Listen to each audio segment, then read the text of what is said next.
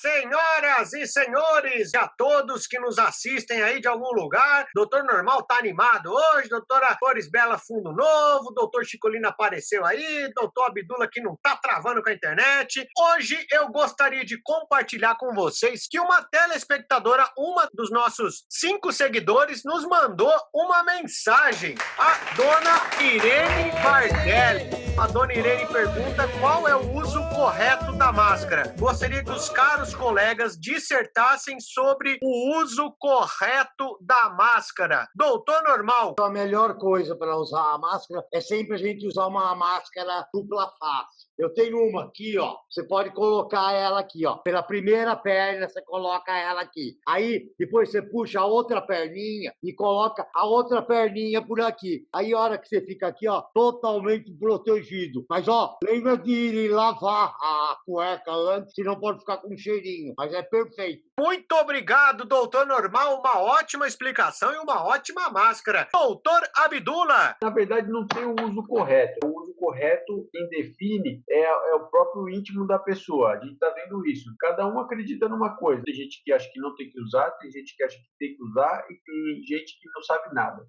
Então, eu tô nesse meio aí, que eu não sei nada, absolutamente nada, não tô usando nada. Muito obrigado, doutor Abdula. Doutora Flores Bela. São vários modelos, várias máscaras, vários tipos de papel, de pano, lava, descarta. É importante jogar no lixo sempre, né? Porque as pessoas estão jogando na rua, tá virando uma bagunça isso daí. Já acharam máscara até, inclusive, dentro de bichinho, na barriga de bichinho. Ai, ai, ai. Bom, assim, o que eu acho, assim, que dá para usar muito a criatividade de todo mundo. Eu, por exemplo, fui no outro dia numa loja que tinha promoção de nariz de palhaço, imagina, olha só. Aí eu comprei um monte, pus um aqui,